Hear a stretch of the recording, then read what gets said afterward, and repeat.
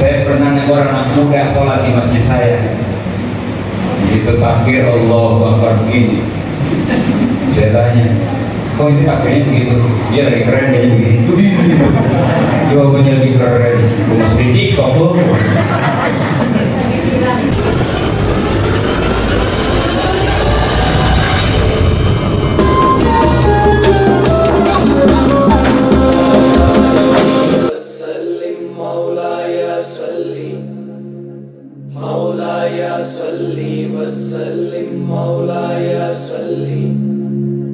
مولاي صل وسلم دائما ابدا على حبيبك خير الخلق كلهم محمد سيد الكونين والثقلين محمد سيد الكونين والثقلين والفريقين من غرب ومن عجم والفريقين من قرب ومن عجم مولاي صل وسلم دائما ابدا على حبيبك خير الخلق كلهم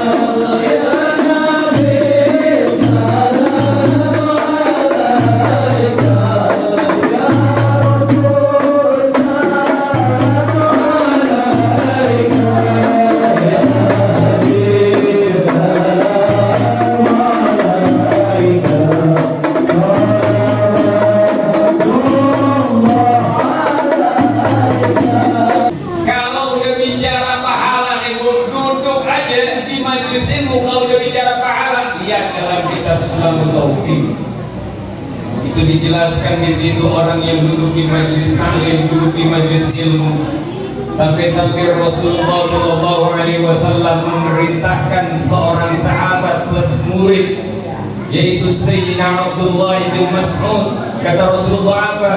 Ya ibn Mas'ud, julusuka sa'atan fi majalisil ilmi. Wahai Abdullah bin Mas'ud, duduklah sekalipun cuma sesaat di majelis ilmu. Duduk. Artinya apa? Rasulullah sangat amat menganjurkan untuk kita umatnya jangan pernah meninggalkan majelis ilmu, sekalipun cuma sesaat. Kalau bisa duduk di majelis ilmu. Karena apa? Duduk kita yang sesaat ini khairun min alfi rak'atin tatawu'an. Itu jauh lebih utama dibanding kita sholat sunnah sebanyak 1000 rakaat. Bu, saya mau tanya, mau jawab bu? Ibu pernah nggak ngamalin sholat sunnah sampai 1000? Yang udah pernah tunjuk tangan. Bapak pernah nggak pak ngamalin sholat sunnah dalam semalam sampai 1000 rakaat? Pernah nggak pak? Hah? Jangan kata yang 1000 ya pak ya. Besok terawih aja nih, besok kita terawih nih, ngeliat jadwal imam. Begitu datang ke Al-Hidayah, ada mading di depan. Dia lihat itu ada agenda Ramadan sebulan, imam, taraweh, bilal dan lain-lain, itu kan ada ya. Biasanya itu sebelum masuk biasanya ngelirik jadwal dulu tuh, ditandain tuh. Begitu lihat ya imamnya aja lama nih Ramadan ini, dikenalin tuh pak. Di mana-mana saya ngomong imam kalau udah lama jangan kata orangnya dikenalin, motornya aja dikenalin. Begitu lagi lewat ada motor di standar miring, motor siapa ini? Ini bang imam lama ini motornya bukan banget nih. Motornya orang kenalin bang. Kita nggak usah ngomongin yang 1000 rakaat, terawih aja kadang-kadang besok semangatnya Ramadan, hampir tiap tahun kita lakuin. Biasanya seminggu awal, betul? Ya kalau udah malam pertama apalagi, Masya Allah. Isya jam berapa sekarang? Hampir setengah 8 Isya. Iya Bu ya? Iya Pak? Isya jam setengah 8, jam 7 booking tempat. Sejadah ditaruh duluan, orangnya nggak ada. Bukan di sini, di kampung saya Menteng Galam. Di sini mah nggak, alhamdulillah nggak ada. Kampung saya itu Menteng Galam. Cuma saya tanya orang Solo pindah dari sini katanya. Isanya jam setengah 8, sejadahnya udah masuk duluan jam 7. Saking apa? Pengen kedapatan sah pertama. Biasa kalau malam pertama, malam kedua, malam ketiga masih semangat. Udah mulai masuk seminggu Ramadan, kira-kira gimana? Hilang 1 sah. Minggu kedua 2 sah hilang. Minggu ketiga 3 sah hilang. Apalagi udah mendekati takbiran, ya Allah, tinggal imam sama Bilal doang 2. Kalau begitu terus Ramadan kita, apa jadinya? Padahal Ramadan yang sebentar lagi datang ini bulan tarbiyah, mendidik kita. Artinya Ramadan itu bukan target kita, bukan tujuan utama kita. Ramadan itu mendidik kita di 1 bulan untuk memperbaiki kehidupan kita 11 bulan, betul? Jadi kalau ada orang yang mentargetkan, saya mau di bulan Ramadan khatam Quran, alhamdulillah. Tapi jangan sampai baca Qurannya hanya Ramadan saja. Saya pengen tahajud nanti di bulan Ramadan, alhamdulillah. Tapi jangan sampai tahajudnya hanya di bulan Ramadan saja. Saya pengen sedekah tiap hari di bulan Ramadan, bagus. Tapi jangan sampai cuma sedekah di bulan Ramadan saja.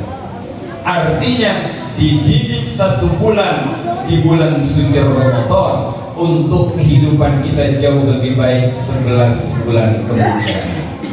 Kalau itu berhasil, maka kita patut menjadi hamba-hamba Allah yang lulus dari madrasah Ramadan. Alhamdulillah. Alhamdulillah. Jadi menghadiri majelis ilmu, duduk di majelis taklim macam ini adalah kebutuhan rohani kita. Setiap kita, baik yang tua maupun yang muda. Jadi jangan pakai milih-milih dah. Melihat gurunya masih muda, ya anak bocah yang ngajar. Jangan melihat kecilnya, jangan melihat mudanya, betul Pak?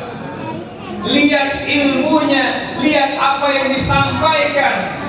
Yang disampaikan ini firman Allah, yang disampaikan ini hadisnya Rasulullah sallallahu alaihi Nabi Muhammad. Dalam kitab Ta'limul Muta'allim, kata Sayyidina Ali radhiyallahu ta'ala anhu wa karramallahu wajhah, ketika ada orang yang mengajari saya 1 huruf saja, maka saya siap menjadi budaknya. Ketika ada orang yang mengajari saya 1 huruf saja, maka saya siap memanggil dia sebagai guru. Begitu luar biasa. Saya mau tanya, kita udah berapa banyak diajarin nama guru kita? Udah gak kehitung. Kadang-kadang maaf nih yang jadi masalah nih. Kok ada murid yang ilmunya bantet? Tahu bantet gak? Bu, tahu bantet gak Bu? Bikin donat kagak jadi-jadi. Ada murid padahal ngaji udah lama banget, kok ilmunya gak berkembang. Jawabannya cuma 1, bagaimana akhlak dia terhadap gurunya. Kadang ada orang yang ngaji baru sebentar, Allah langsung memberikan dia putu, Allah langsung memberikan dia kefahaman. Karena apa? Dia tidak sekadar mengaji, tapi dia mentakzimi gurunya. Alhamdulillah. Jadi kalau kita ngaji sama guru kita, bukan hanya ilmunya yang kita cari, tapi keberkahan guru-guru kita itu yang kita cari, betul. Saya dulu masih bocah tuh kalau ngaji sama anak-anak santri yang lainnya tuh, begitu kelar ngaji dia bakal nyender, nggak apa-apa, biar santai dengerinnya, nggak apa nyender. Pak nyender aja pak, biar pahalanya bagi gua sama tembok.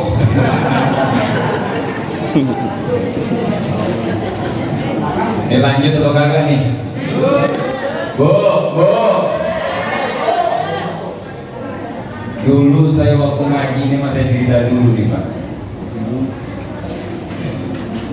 Kalau ngaji sama kiai kita, ngaji sama muallim kita, ngaji sama ajengan kita, itu akhlak kita utamai, betul. Karena akhlak di atas segalanya, akhlak di atasnya ilmu. Bagaimana kita jalan di hadapan guru kita, bagaimana cara kita menatap guru kita. Bahkan ketika duduk di majelis ilmu, kita nggak berani tidur. Al-Imam Al-Habib Abdullah bin Abdul Qadir Al-Faqih yang belum lama diperingati haulnya beliau. Beliau kalau ngajar, ngelihat ada satu aja murid yang tidur, berhenti udah ngajar di tempat itu. Ini kadang-kadang mohon maaf, itu kurang ngajar sama guru kita. Guru kita ngajar nyampein kitab, yang lagi main handphone, yang lagi tidur. Ada nggak di sini yang begitu? Ada yang mana? Ya Allah. Dulu kita kalau ngaji tuh, kita benar-benar perhatiin guru kita. Saya kalau ngaji, jujur saya katakan, saya nggak pernah kosongan. Saya selalu bawa kitab, saya selalu bawa catatan. Apa yang disampaikan saya catat, saya ingat, saya hafal, saya mutolaah lagi di rumah. Karena ilmu ini ibu bapak ibarat binatang buruan. Kalau kita pengen ngeburu, kira-kira perlu persiapan nggak, Bang? Oi, kalau kita mau ngeburu binatang, kira-kira perlu persiapan nggak? Apa aja kira-kira? Hah? Nyiapin senapan, apa lagi? Nah pelornya, apa lagi? Nah itunya. Pokoknya kita siapin segala-galanya. Sama kalau kita mau ngaji, biar ilmu ini kita dapat, kita harus siapin dulu kitabnya, pulpennya, catatannya. Jadi begitu kita dapat dari guru kita, di samping sangat keilmuan kita jelas, dapat kita dari guru kita, catat guru-guru, sampai rumah diingat lagi, dilihat lagi, dihafalin lagi, diingat-ingat lagi. Insya Allah ilmu tersebut jadi manfaat. Jadi jangan sampai begitu kita pulang, kadang-kadang sampai gini ya, kita suka ditanya sama anak kita, Pak, ini artinya ini apa sih Pak? Bapak tuh pernah belajar, tapi Bapak lupa. Sering banget begitu tuh. Karena kita suka menyepelekan ilmu, padahal ilmu itu bagaikan binatang buruan. Di samping kita mencari ilmu, tanamkan adab kita terhadap seorang guru. Dulu kita benar-benar merasakan tuh, kalau guru kita pulang, kita baru pulang muridnya, betul? Orang sekarang enggak, gurunya masih di sini, muridnya udah pada pulang. Bagaimana mau manfaat ilmunya? Kalau guru kita udah pulang kan, paling enggak guru kita kan disuguhin susu, disuguhin air putih, disuguhin teh, disuguhin kopi. Itu guru kita ngebiasain tuh nggak sampai habis minumnya, betul? Biar apa? Dia pengen ngebagi keberkahan ini terhadap murid-muridnya. Kita anak-anak santri langsung memburu apa itu? Memburu satu gelas yang isinya kopi, teh ataupun air putih. Kita sarang seseruput kita minum, betul nggak? Ngapain? Mengambil keberkahan. Bekasnya orang soleh, asarnya orang soleh itu ada barokahnya. Apakah ini nggak pernah dilakukan di zaman Rasulullah? Ini pernah dilakukan oleh Sayyidina Khalid bin Walid radhiyallahu ta'ala anhu. Apa yang dilakukan oleh Sayyidina Khalid? panglima perang ini yang selalu piawai memainkan pedang, selalu menumpaskan musuh-musuhnya dengan begitu mudah. Satu hari saat duel Sayyidina Khalid bin Walid, tiba-tiba jatuh topinya ke bawah. Berusaha Sayyidina Khalid bin Walid untuk mengambil itu topi. Sahabat-sahabat yang lain pada ngeliatin, ya Khalid, itu peci, itu topi udah lusuh, gak perlu diambil, biarkan saja, kau kan bisa beli lagi. Tapi Khalid bin Walid tetap berusaha mengambil itu topi, sampai topi itu naik lagi ke kepalanya. Seusai peperangan, kata Sayyidina Khalid bin Walid, 10-20 topi macam ini bisa aku beli, tapi kenapa aku berusaha mengambil topi ini begitu jatuh? Saat topi ini jatuh, kenapa aku berusaha semaksimal mungkin mati-matian mengambil ini topi? Karena apa, kata Sayyidina Khalid bin Walid? Karena di dalam topi ini ada 3 lembar rambutnya Rasulullah Sallallahu Alaihi Wasallam. Sallu ala Nabi Muhammad. Jadi itu yang namanya tabarrukan, mencari keberkahan, sebagaimana yang dilakukan di zaman Nabi. Para sahabat berusaha bertabarruk kepada Nabi kita Muhammad Sallallahu Alaihi Wasallam. Maaf Pak Bu, Nabi kalau ludah tidak sampai ke bawah itu, langsung buru-buru direbut oleh para sahabat. Nabi kalau berwudu, air wudunya gak dibiarkan begitu saja terbuang, langsung buru-buru sahabat mengambil air wudu bekasnya Rasulullah SAW. Mereka bertabarruk kepada Rasulullah. Nabi kalau motong rambutnya itu tidak sampai rambut itu jatuh ke bawah, habis semua diambil oleh para sahabat untuk bertabarruk kepada Nabi kita Muhammad SAW. Dan ini yang dilakukan para orang tua kita juga, termasuk saya mengalami hal yang demikian. Mungkin Bapak Ibu mengalami itu. Kalau hari Ahad pagi suka bawa anaknya ke Kuitang ngaji sama Habib Ali Kuitang. Dari Habib Ali Kuitang berlanjut kepada Habib Muhammad bin Ali. Habib Muhammad meninggal, dilanjut oleh Habib Abdurrahman bin Muhammad bin Ali. Sekarang Khalifah Kuitang kembali lagi kepada Habib Ali bin Abdurrahman bin Muhammad bin Ali bin Abdurrahman Al-Habsyi. Sampai sekarang itu majelis terbesar di Jakarta dan tertua di Jakarta. Maka dari itu biasanya majelis-majelis ilmu yang ada di Jakarta itu tabarrukan ke Kuitang. Artinya mereka belum berani membuka majelisnya kalau Kuitang belum buka. Saking menghormatinya. Kita dulu bawa anak-anak kita datang ngaji di majelis Habib Ali Kuitang. Selesainya kita ngaji itu sambil ngenteng botol yang berisi dengan air. Selesai ngaji kita nemuin habaib, selesai ngaji kita nemuin kiai, selesai ngaji kita nemuin ulama. Minta diapain? Minta didoain, kita kasih airnya dibacain doa sama para habaib dan kiai. Lalu kita meminumi ke mulut anak-anak kita. Ini dilakukan oleh orang-orang tua kita. Dulu kita juga demikian, mengalami hal yang sama. Tapi anak-anak sekarang nggak mau kadang-kadang bekas guru. Kopi bekas guru teh bekas guru nggak mau buat. Emang apa? Gurunya bengek. Nah kalau gue minum itu bengek juga. Orang sekarang begitu. Maka begitu saatnya kita hadir di majelis ilmu, utamakan adab kita, utamakan akhlak kita, akhlak terhadap guru kita. Insya Allah. Perjalanan melalui Isra dan Mi'rajnya Nabi Muhammad SAW, saya hanya mengulas sedikit saja. Dalam separuh malam, Nabi bisa melintasi 3 alam berbeda. Ingat baik-baik. Pertama yang dilintasi oleh Rasulullah adalah alamnya manusia. Dari mana itu? Mekah sampai ke Masjidil Aqsa, itu alamnya manusia.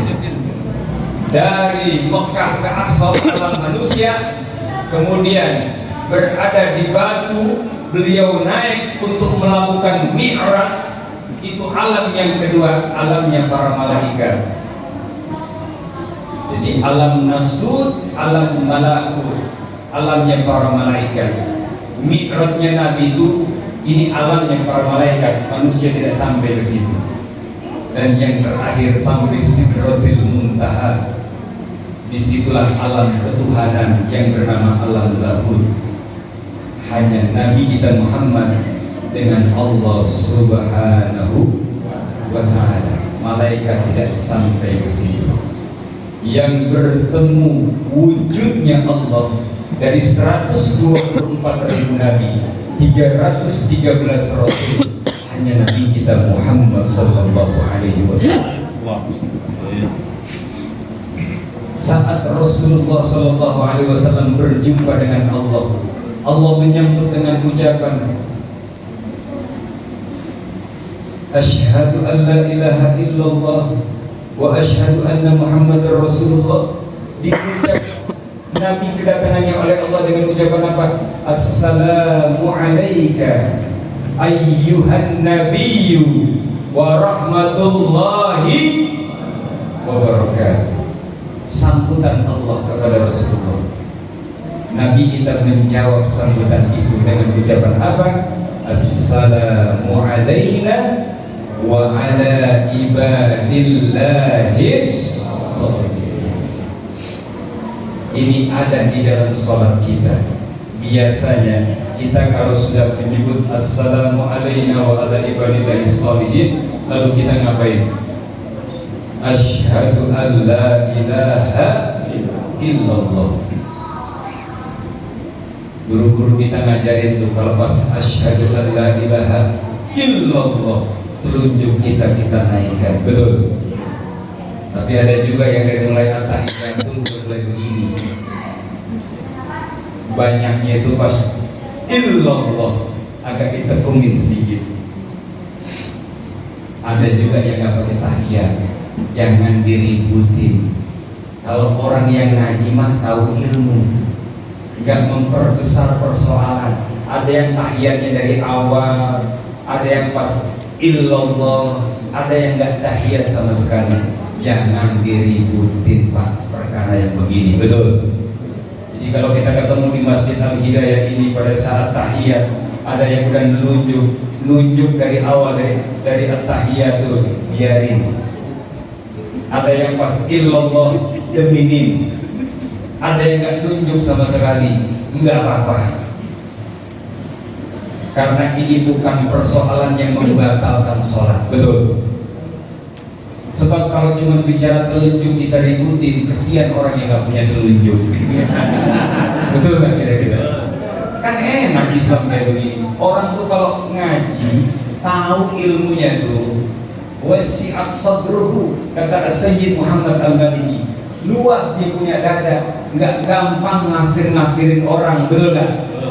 Nggak gampang memvonis amalan orang lain, betul nggak? Ngapain ngadain peringatan Maulid? Ngapain ngadain peringatan Isra Mi'raj? Entar lagi ngapain ngadain peringatan Nuzul Quran? Orang memperingati, berarti yang ngadain itu masih punya ingatan, tidur-tidur aja. Benar gak? Kan namanya memperingati, berarti orangnya yang ngadain masih punya ingatan. Kalau nggak punya ingatan, furu'iyah jangan pernah kita permasalahkan. Kalau orang yang mengerti, oh ini dia punya dalil, asalkan jangan ikut-ikutan. Saya pernah negor anak muda sholat di masjid saya, itu takbir Allahu Akbar begini. Saya tanya, oh itu takbirnya begitu? Dia lagi keren, dia begini. Jawabannya lagi keren. Masuk di TikTok. Allahu Akbar. Jangan sampai kita tuh ikut-ikutan. Enggak. Kita disuruh oleh Allah Subhanahu wa Ta'ala, udkhulu fis-silmi masuk Islam secara totalitas. Jangan sampai kita Islamnya ikut-ikutan. Kita alhamdulillah sudah terlahir dalam keadaan Islam, tapi jangan merasa aman dengan keislaman kita. Hati-hati, hati-hati. Sekarang ini banyak orang-orang yang berusaha mendoktrin anak-anak kita. Bukan hanya di majelis-majelis ilmu, Pak. sampai ke pondok-pondok pesantren pun. Satu hari dia pulang, melihat ibunya lagi baca Ratibul Haddad. Apa kata anak? Ini udah gak relevan katanya. Ini udah gak zaman. Ini mau melakukan hal kayak gini gak relevan, gak zaman. Masya Allah.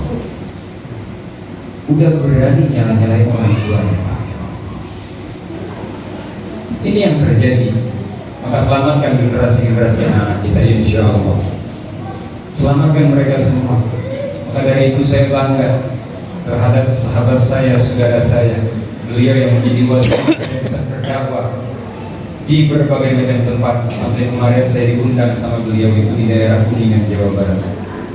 Beliau di samping mengajar, plus dengan istrinya pun mengajar anak-anak. Mengajar anak-anak kita, Pak, mengenalkan akan huruf Al-Quran, mengajarkan. Ini luar biasa, Pak. Terakhir saya mau cerita, boleh nggak? Bu, saya mau cerita, boleh, Pak? Boleh nggak, Pak? Tapi ini rahasia, yang bilang-bilang ya. Bapak, Ibu tahu nggak sama seorang ulama besar plus pejuang yang bernama Kiai Haji Nur Ali? Pernah dengar nggak, Pak? Pak, pernah dengar nggak, Pak? Bu? Oh, ibu-ibu nggak dengar. Ibu-ibu kalau saya tanya selebriti ini, saya tanya artis, tanya selebriti, baru ngerti. Sampai namanya tuh, Pak, dijadiin apa? Dijadiin jalan di daerah mana? Bekasi. Jadi Bapak kalau jalan daerah Bekasi, ada satu jalan namanya Jalan Kiai Haji Nur Ali.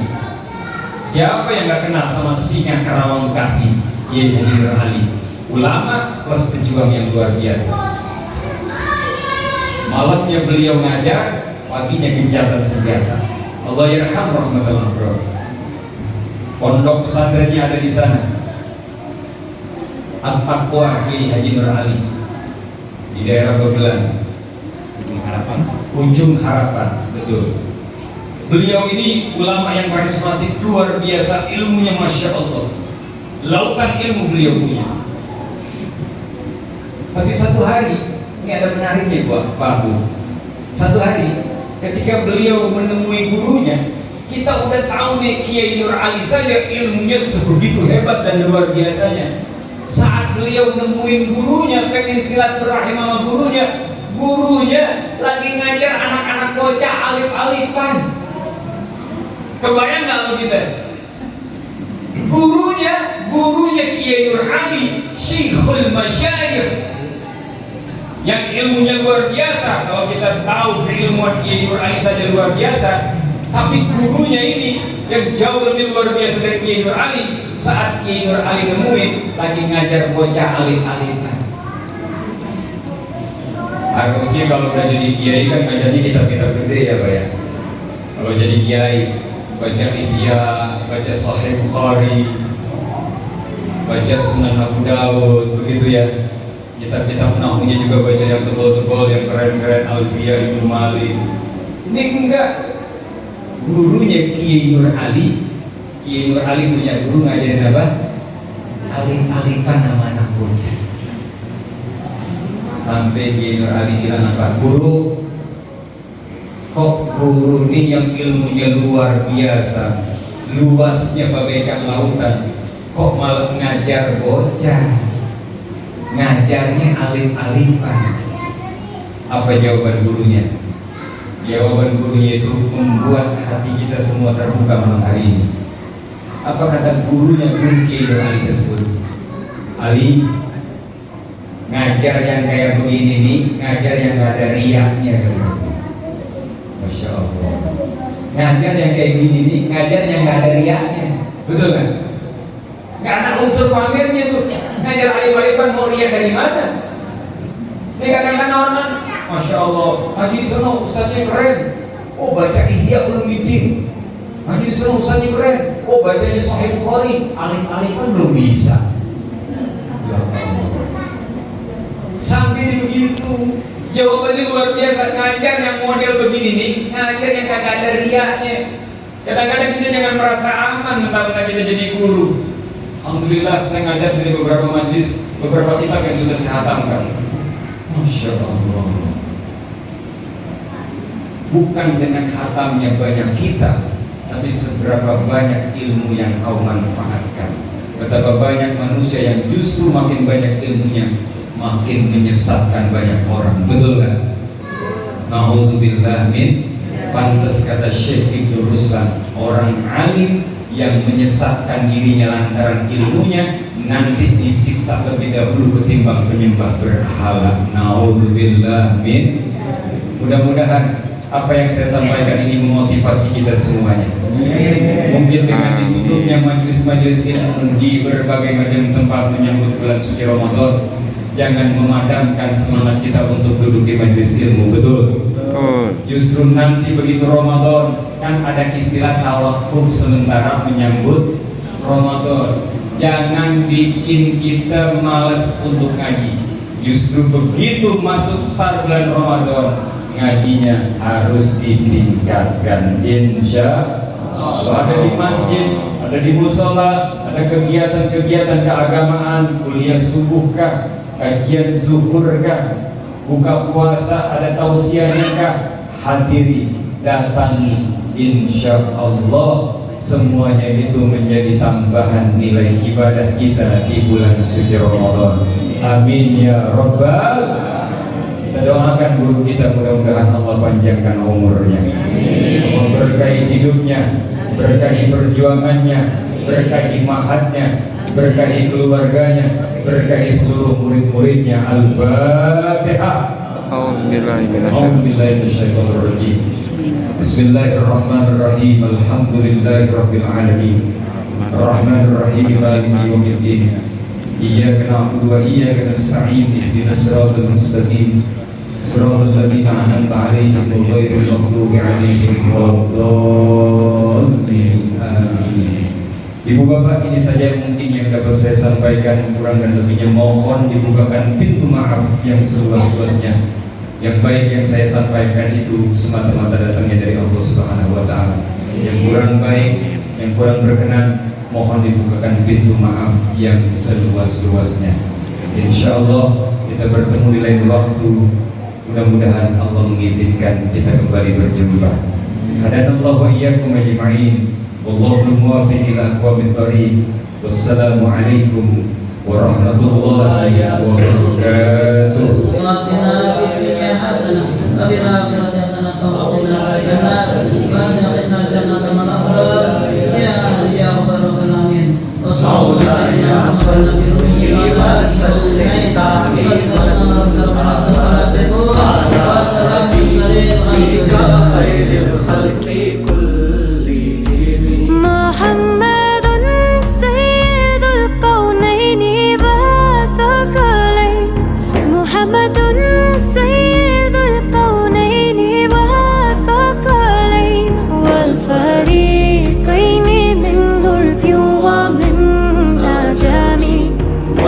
والفريقين من أرب ومن عجم مولاي صل وسلم دائما أبدا على حبيبك خير الخلق كلهم.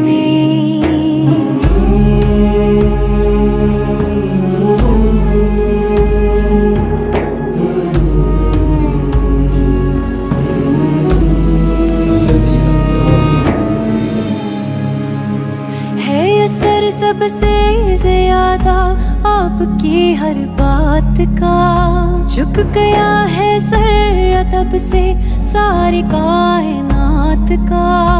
आपने ही है सिखाया सबको सीधा रास्ता, खुश नसीबों का जुड़ा है आपसे ये राबता। रहमतें दोनों जहां में आप पर हो वे